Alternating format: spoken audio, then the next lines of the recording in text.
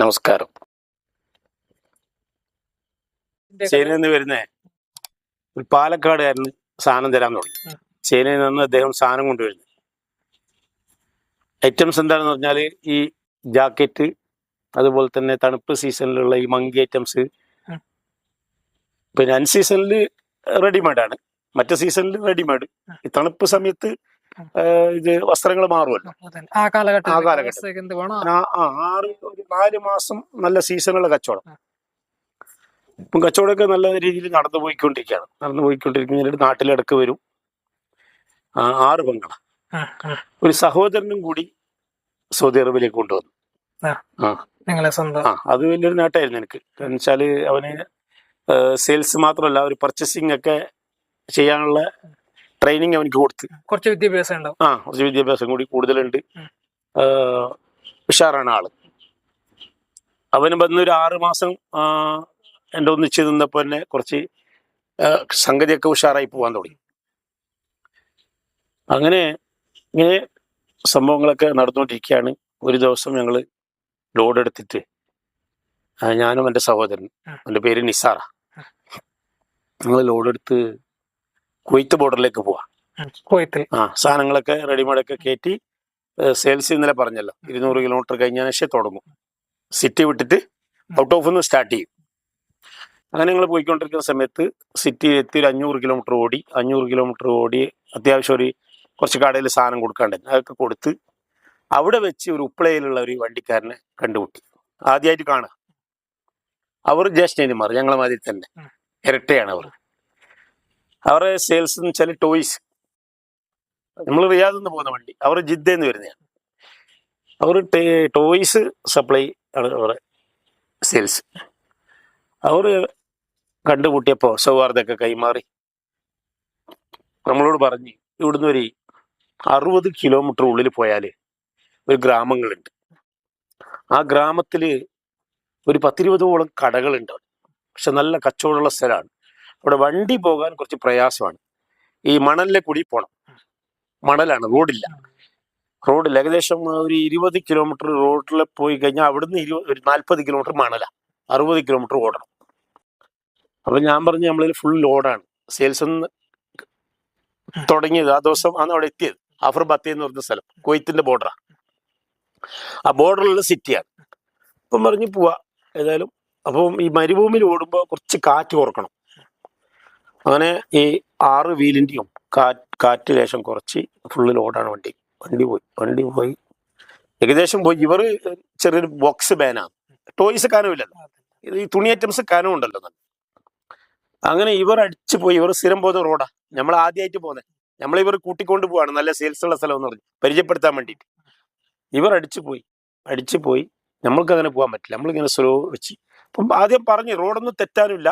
ഈ മണലിലെ കൂടി നേരെ മണലിൽ ഈ JCB കൊണ്ട് നീക്കിയിട്ടുള്ള റോഡാണ്.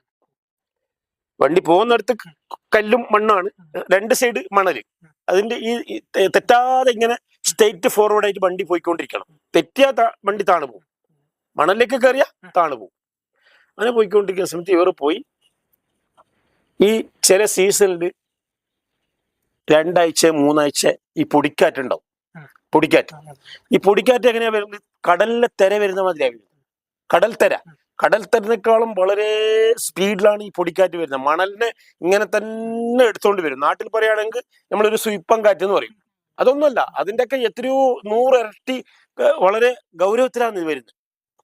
ഈ കാറ്റ് വന്ന്, ഈ മണൽക്കാറ്റ് വന്നപ്പോൾ വണ്ടിയുടെ കൺട്രോൾ തെറ്റി. നമുക്ക് പിന്നെ ഈ റൂട്ടിനെ പറ്റി നന്നായിട്ട് അറിയില്ലല്ലോ. ആദ്യമായിട്ട് പോകുന്നല്ലേ നമ്മള്, പരിചയമില്ലല്ലോ. അങ്ങനെ റോഡ് തെറ്റി. ഇതൊന്നും പറഞ്ഞിട്ടില്ല. 7 മണിക്ക് ശേഷം ഇതിൽ വണ്ടി ഓടാറില്ല എന്നൊന്നും നമ്മളോട് പറഞ്ഞിട്ടില്ല. 7 മണിക്ക് ശേഷം ഒരു സെയിൽസിന്റെ വണ്ടിയും അവിടെ ടൗണിലേക്ക് വരത്തില്ല. അവിടെയുള്ള അറബികൾ തന്നെ വളരെ അപൂർവമാണ് സിറ്റിയിലേക്ക് വരുന്നത്. കുറച്ച് ബുദ്ധിമുട്ടുള്ള റോഡാണ്.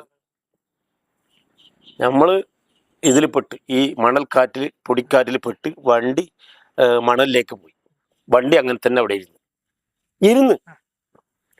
ഇരുന്നപ്പോൾ കൂടെയുള്ള എൻ്റെ സഹോദരൻ ഒരു 3 ലിറ്ററിന്റെ 2 ക്യാന് വെള്ളേ വണ്ടിയിലുള്ളൂ. നല്ല ചൂട് സമയമാണ്.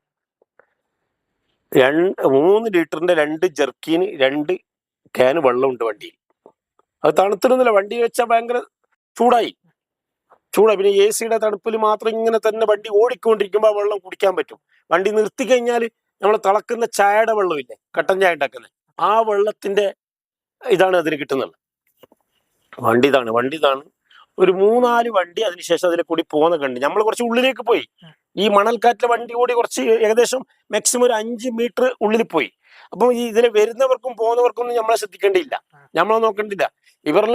അവരുടെ ഇത് വെച്ചിട്ട് പോവുകയാണ്, ഇത് എത്തിപ്പെടാന്നുള്ള ഇതിൽ ധാരണയിൽ അടിച്ചു പോവാണ്. മണൽക്കാറ്റല്ലേ വരുന്നുള്ളത്. നമ്മളിവിടെ കെണിഞ്ഞ് ഏകദേശം ഈ 5-5:30 മണിക്ക് കെണിഞ്ഞ അവിടെ കുടുങ്ങിയ വണ്ടി ഏകദേശം 8 മണിയാകുമ്പോൾ ഇവർ തിരിച്ചു വന്നു, ഈ മുമ്പ് പോയ ബോക്സ് വണ്ടി.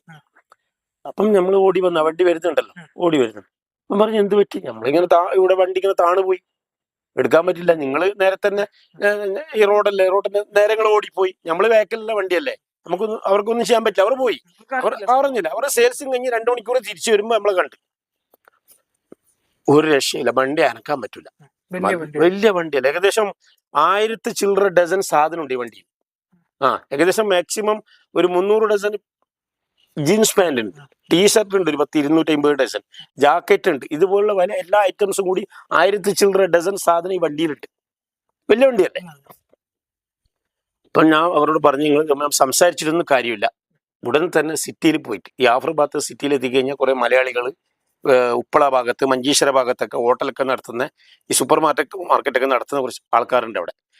നിങ്ങൾ ആ ഭാഗത്ത് പോയിട്ട് ഈ വണ്ടി പൊക്കുന്ന ഇതുണ്ടല്ലോ, ഇവ കെട്ടിവലിക്കുന്ന സ്ക്രീന് പോലുള്ള, നിങ്ങൾ എന്തെങ്കിലും ഒരു ഏർപ്പാടാക്കണം. ഒരുപാട് ലക്ഷക്കണക്കിന് ഉറുപ്പിയുടെ സാധനമാണ് ഈ വണ്ടിയിലുള്ളത്. കാര്യം ഒറ്റ ദിവസം സെയിൽസ് നടത്തിയിട്ടുള്ളൂ. മൊത്തത്തിൽ ആകെ ഒരു 10-60 ഡസൻ സാധനമേ വിറ്റിട്ടുള്ളൂ. 1000 ചില്ലറ ഡസൻ സാധനം വണ്ടിയിൽ കിടക്കുന്നുണ്ട്. അങ്ങനെ അവരോട് അവർ പറഞ്ഞു ഏതായാലും ഞങ്ങൾ പോവാ, അവിടെ പോയിട്ട് ഒക്കെ സെറ്റപ്പ് ആക്കിയിട്ട് ഞങ്ങൾ വരാന്ന് പറഞ്ഞു. ഈ പോയ വണ്ടി 5:30 മണിക്ക് നമ്മളിവിടെ പെട്ടത്. 7:30 മണിക്ക് അവർ തിരിച്ചു വന്നു. 7:30 മണിക്ക് ഒരു 10 മിനിറ്റോളം സംസാരിച്ചിട്ട് ഇവർ സിറ്റിയിലേക്ക് പോയ വണ്ടി, സിറ്റിയിലേക്ക് അവിടെ നിന്ന് ഓടണം. ഈ വണ്ടി കുടുങ്ങിയെടുത്തുനിന്ന് വീണ്ടും ഒരു 40 കിലോമീറ്റർ പോകണം അവിടത്തേക്ക്. വണ്ടി രാത്രി 10 മണിയായിട്ട് ഇവരെ കാണുന്നില്ല. 11 മണി, 12 മണി, 1 മണിയായി. വെള്ളങ്ങളെല്ലാം കഴിഞ്ഞു, കുടിവെള്ളം കഴിഞ്ഞു. ഈ 2 ക്യാൻ 6 ലിറ്റർ വെള്ളമൊക്കെ ഈ ചൂടല്ലേ, ചിരിയൊക്കെ ഇങ്ങനെ ഒട്ടിപ്പോയി. കാരണം വരുന്നത് കാറ്റാണ്, ഈ കാറ്റിന് പ്രതികരിക്കാൻ ഞങ്ങൾക്ക് പറ്റുന്നില്ല. ഞാൻ എൻ്റെ സഹോദരനോട് പറഞ്ഞു, തൊട്ടടുത്തൊരു മലയുണ്ട്, ഒരു പാറമല തൊട്ടടുത്ത്. നമ്മള് വണ്ടി ഒന്നും നോക്കണ്ട, വണ്ടി ഡബിൾ പാർക്കിംഗ് ഇട്ടിട്ട് നമ്മൾ അവിടെ ഓടാന്ന് പറഞ്ഞു. അവിടെ ഓടിയിട്ട് ഈ മലന്റെ സൈഡിൽ നിന്നാലും നമുക്ക് ഓക്സിജൻ കിട്ടുന്നില്ല. കാറ്റ് പല ഭാഗത്തുനിന്നും വരാന്ന്, പൊടിക്കാറ്റ് വന്ന കണ്ടിന്യൂസ് അത് നിൽക്കാറില്ല. അത് ചിലപ്പോ 2 ആഴ്ചയൊക്കെ ഇങ്ങനെ തന്നെ ഉണ്ടാവും. അങ്ങനെ കുടുങ്ങി. എന്താ പറയാ, 12 മണിയായി. 12 മണിയാകുമ്പോ ഒരു GMC വണ്ടി അടിച്ച് മരുഭൂമിയിലെ കൂടി വരുന്നുണ്ട്. GMC. ഈ GMC വണ്ടി വന്നിട്ട് പിന്നെ നമ്മളെടുത്ത് നിർത്തിയ സമയത്ത് ഇദ്ദേഹം ഇറങ്ങി വരുന്നത് മുഖമൊക്കെ ഇങ്ങനെ കെട്ടിയിട്ട് കവറാക്കിയിട്ട് വലിയ മീസ മാത്രം കാണുന്നുണ്ട്. വലിയ മീസ, കട്ടിയുള്ള മീസ. ഈ മീസ കൊമ്പം മീസ എന്ന് പറയില്ലേ നമ്മള്, അങ്ങനെയുള്ള മീസ. AK-47 ഇങ്ങനെ ഒരു ബെൽറ്റായിട്ട് തൂക്കിയിട്ടുണ്ട്. ഇവിടെ എങ്ങനെയാണല്ലോ തൂക്കല്. ഈ തൂക്കി AK-47 കൊണ്ടാണ് ഇദ്ദേഹം നമ്മളടുത്ത് വരുന്നത്. ഇപ്പൊ 2 വാക്ക് ഇതിന് അറബിയിൽ സംസാരിക്കണം, നമ്മൾ സംസാരിച്ചേ പറ്റും. കാരണം ഇത് കാണുന്നവർക്കൊക്കെ അറിയണ്ടേ. എന്നോട് ചോദിക്കാണ്,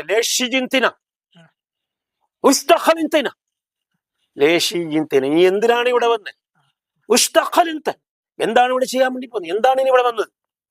ഞാൻ പറഞ്ഞു, ധീര എന്ന് പറഞ്ഞ ഒരു ഗ്രാമം, ധീരത്തില് തൗസിയ എന്ന് പറഞ്ഞ സെയിൽസ്മാൻ എന്ന് പറയും. തൗസിയ, അഹ്റാദ് എന്ന് പറഞ്ഞ സാധനങ്ങൾ ഞാൻ വിൽക്കാൻ വേണ്ടിട്ട് കടയിലേക്ക് വന്നത്. കടയിലേക്ക്, സൂപ്പർ മാർക്കറ്റിലേക്ക് ഇറക്കാൻ വേണ്ടി, തുണി ഷോപ്പിലേക്ക് ഇറക്കാൻ വേണ്ടിയായി ചരക്കായിട്ട് വന്നതാണ്. ഞാൻ പറയാണ്, എന്തിനാ വന്നത്? പിന്നെ വളരെ ഗൗരവത്തോട്, അട്ടാസത്തോടു കൂടി ഈ AK-47 കൈയും പിടിച്ച് ചോദിക്കുകയാണ്. ഇങ്ങനെ ഒരു കയ്യിൽ ഇതിന്റെ ബട്ടൺസ് ഉണ്ട്, കാരണം ഒന്നും സംസാരിക്കാൻ പറ്റില്ല. എന്നാലും ഈ ചിരിയൊക്കെ ഉണങ്ങി, ശ്വാസം ഇങ്ങനെ ഓക്സിജൻ ഇല്ലാതെ ആ സമയത്ത് കുടുങ്ങിക്കിടക്കുന്ന വളരെ പ്രയാസത്തോടു കൂടി, ഒന്നും തിരിയാത്ത സമയത്താണ് ഈ സംഭവം നടക്കുന്നത്. എന്നാലും ഞാൻ പറഞ്ഞു, عشان انا يجي توزيع على طول يجي اساس مؤسسه ناصر عبد الله اللبيد مؤسسه പേര് ട്രേഡിംഗ് ഇഷ്ടമാണ് ട്രേഡിംഗ് ഇസ്റ്റിന്റെ പേര് നാസർ അബ്ദുള്ള അല്ലുബൈദ് അഗഹനൈജി റിയാദ്. ഞാൻ പറഞ്ഞു ഈ മോസസയുടെ വണ്ടി റിയാദിൽ നിന്ന് സാധനം കയറ്റി ലൈനിലൊക്കെ സപ്ലൈ ചെയ്യാൻ വേണ്ടി വന്നതാണ്. മംനു ലാത്തീജിന എന്ന് പറഞ്ഞു. മംനു ലാത്തീജിന, വരാൻ പാടേയില്ല, എന്തിനാണ് ഇനി വന്നത് എന്ന് പറഞ്ഞു. ഇങ്ങനെ പറഞ്ഞപ്പോ എന്താ പറയാ, ഇങ്ങനെ പറഞ്ഞുകൊണ്ട് നിന്ന സമയത്ത് എന്നോട് അവൻ ചോദിക്കാം, പേടിക്കാണെന്ന് എന്നോട് ചോദിക്കുന്നത്. എനിക്ക് പേടിയുണ്ടാ? ഞാൻ പറഞ്ഞു ഖൗഫ് മിൻ അല്ലാഹ്, ഖൗഫ് മിൻ അല്ലാഹ്. ഞാൻ എന്നെ സൃഷ്ടിച്ച റബ്ബിനെ മാത്രമാണ് ഞാൻ പേടിക്കുന്നത്, വേറെ ആരും പേടിക്കാറില്ല.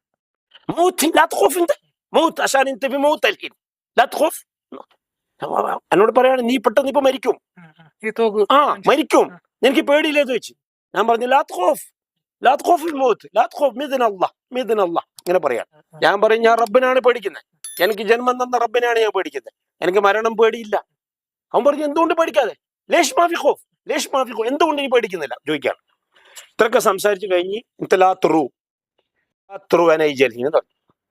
എന്താ പറയാ, ലാത്രു നീ ഇവിടെ പോകാൻ പാടില്ല, ഇവിടെ നിൽക്ക്, ഞാൻ വരാം.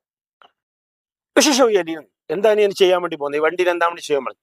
ഞാൻ പറഞ്ഞു വണ്ടിനെ ഇവിടുന്ന് എടുക്കണം, സാധനമൊക്കെ കൊണ്ടുപോകണം, വേറെ വണ്ടി കൊണ്ടുവരണം. ജീബ് സയ്യാറ താനി അഷാൻ ബുദാഹമ്മൽ താനി സയ്യാറ, വേറെ വണ്ടി കൊണ്ടുവന്നിട്ട് ഈ സാധനങ്ങളെല്ലാം ആ വണ്ടിയിൽ കയറ്റിട്ട് വണ്ടിയിൽ എടുക്കാൻ വേണ്ടി പോകണമെന്ന് പറഞ്ഞു അറബിയിൽ. ഒരു മണിക്കൂറിനുള്ളിൽ ഞാൻ വരുമെന്ന് പറഞ്ഞു.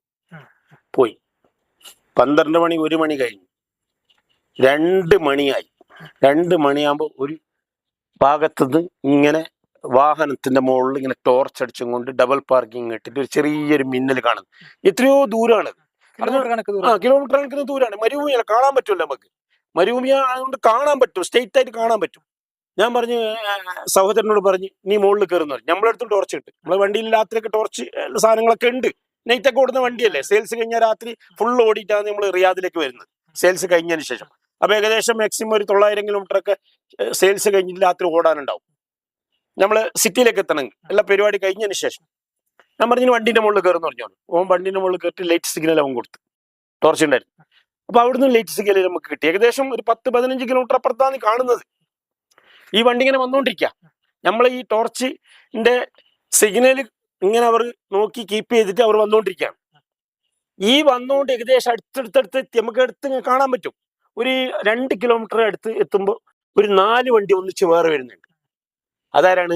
ഇവർ 1 മണിക്കൂറിനുള്ളിൽ വരാന്ന് പറഞ്ഞു പോയ ഈ തോക്ക് പിടിച്ച ഈ ടീമാന്ന് വരുന്നത്.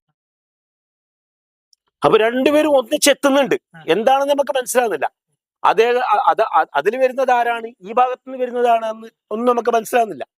അങ്ങനെ ഈ വണ്ടി രണ്ടും ഒന്നിച്ചെത്തുന്ന സമയത്ത് അതിലൊരുപാട് ആൾക്കാരുണ്ട്. 10-12 പേരുണ്ട് ആ വണ്ടി.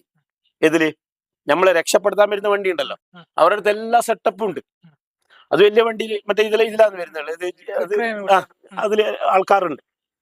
ഇവർ എത്തുമ്പോ ഈ വണ്ടി തൊട്ടെത്തുമ്പോ ഈ വണ്ടി നമുക്ക് രണ്ട് റൗണ്ട് അടിച്ച് ഈ വന്ന 4 വണ്ടി ഇവരൊക്കെ കണ്ടപ്പോ അങ്ങനെ പോയി സ്ഥലം വിട്ട് ഇവർ ഇറങ്ങുന്ന സമയത്താണ് ഈ വണ്ടിയുടെ അതാണ് ദൈവം തമ്പുരാന്റെ കഴിവ് എന്ന് പറയുന്നത്. നമ്മളുടെ ജീവന്റെ ആസിഡ് പവർ എന്ന് പറയില്ല, ആസിഡിന്റെ ഒന്നും ആവില്ല എന്ന് പറയുന്നില്ലേ, അതാണ്. ഈ 2 പേരും ഒന്നിച്ചെത്തുന്നു. എത്തിച്ചപ്പോ ഞാൻ പറഞ്ഞു അതാ ആ പോയത് കൊള്ളക്കാരാണ്, നിങ്ങൾ കാണുന്നുണ്ടോ? 10 മിനിറ്റ് അങ്ങോട്ടും ഇങ്ങോട്ടും ആ പോയത് കൊള്ളക്കാരാണ്. കൊള്ള ചെയ്യാൻ എന്ത് സംഭവിക്കും എന്ന് പറയാൻ പറ്റില്ല. അവർ ഒന്നെങ്കിൽ 4 വണ്ടി കൊണ്ടുവന്നിട്ടുണ്ട്, ഇതിലെ സാധനമൊക്കെ അൺലോഡ് ചെയ്യും വണ്ടിയിൽ നിന്ന്. പിന്നെ നമ്മൾ എന്ത് ചെയ്യുമെന്ന് പറയാൻ പറ്റില്ല. എല്ലാ സാധനങ്ങളും അവരുടെ ആയുധങ്ങളൊക്കെ ഉണ്ടല്ലോ. എന്താ പറയാ, ഒരു വല്ലാത്ത ഒരു ജന്മം, എന്താ പറയാ, പുനർജന്മം എന്താ പറയല്. ഇങ്ങനെ ഒരു സന്തോഷത്തിന്റെ സാമ്രാട്ടായിരുന്നു ആ സമയം, ആ നിമിഷം. അങ്ങനെ വന്ന് ഇവർ ഈ സ്ക്രീനൊക്കെ ഇതിന്റെ ഈ ലൈ ഉണ്ടല്ലോ, എന്താ പറയാ, ലോക്ക് ഇതൊക്കെ ഇട്ട് വലിച്ച് വണ്ടി അവിടുന്ന് കെട്ടി വലിച്ച് കുറെ സാധനം അവരുടെ വണ്ടിയിലേക്ക് കയറ്റി. മാക്സിമം ഒരു 500 ഡസൻ സാധനം അതിലേക്ക് അൺലോഡിങ് ചെയ്തു. എടുത്ത് രാത്രി ഏകദേശം 4 മണിയായി സിറ്റിയിൽ കെട്ടി വലിച്ചെത്തുമ്പോൾ 4 മണിക്ക് അവരുടെ ഉപ്പള ഭാഗത്തുള്ളവരെ നമ്മളെ സുഹൃത്ത് പറഞ്ഞാൽ അവർ അതിനുശേഷം സുഹൃത്തായതാ. ഒരു ഹോട്ടലൊക്കെ തുറന്ന് ഭക്ഷണമൊക്കെ ഉണ്ടാക്കി തന്ന് പൊറോട്ടയൊക്കെ അടിച്ച് നമുക്ക് രാത്രി കറിയെല്ലാം ഉണ്ടാക്കി തന്ന് നാസ്തക്കൊക്കെ 4 മണിക്ക് നാസ്തയൊക്കെ ചെയ്ത് ഒരു ദിവസം അവിടെ തങ്ങി ഫുള്ള് ഒരു സെയിൽസും ചെയ്തില്ല. ഒരു ദിവസം ഫുള്ളായിട്ട് അതിൽ അൺലോഡ് വണ്ടിയിൽ കയറ്റിയ സാധനങ്ങളൊക്കെ ഇതിൽ കയറ്റി ക്ലീൻ ചെയ്ത് കുറെ മണലൊക്കെ ആയിട്ടുണ്ട് വണ്ടിയിൽ. മണൽ പറഞ്ഞാൽ ഈ പൊടിക്കാറ്റ് ഉള്ളിലെല്ലാം കയറി പിന്നെ മൊത്തം ക്ലീൻ ചെയ്യണമല്ലോ. അങ്ങനെയൊക്കെ ക്ലീൻ ചെയ്ത് പിന്നെ 2ാമത്തെ ദിവസമാണ് സെയിൽസ് വഴിയായിട്ട് പോയത്. 26 വർഷം സെയിൽസ് നടത്തി അവിടെ. 5ാമത്തെ വർഷമാണ് ഈ സംഭവം ഉണ്ടായത്. അങ്ങനെ ആ സംഭവങ്ങളിൽ നിന്ന് വല്ലാത്തൊരു പാഠം. എന്നാലും മനസ്സ് വിറച്ചില്ല. അതാണ് ദൈവം തന്ന ഒരു എന്താ പറയാ, നമ്മളുടെ ഊർജം എന്ന് പറയുന്നില്ലേ, ഒരു ഊർജം അത് ദൈവം തന്നു. അത് നമ്മൾക്ക് ആയിട്ട് ഉണ്ടാക്കുന്നതല്ല, നമ്മളായിട്ട് ഉണ്ടാവൂല. പക്ഷെ ആ സമയത്തൊക്കെ ദൈവം തരുന്നൊരു ഊർജമാണ്. സാധാരണ ആൾക്കാരാണെങ്കിൽ അപ്പനെ തിരിച്ചു വരാനുള്ള ഏർപ്പാടാക്കായിരുന്നു. അറ്റക്കായി പോവും. ബപ്രാളത്തില് എന്തൊക്കെ സംഭവിച്ചു പോകും ഒന്നും പറയാൻ പറ്റില്ല. ആ സമയത്ത് എന്താണ് സംഭവിക്കുന്നത് അതങ്ങനെ കഴിഞ്ഞ് വീണ്ടും ഇങ്ങനെ സെയിൽസ് നടത്തിക്കൊണ്ടിരിക്കുകയാണ്.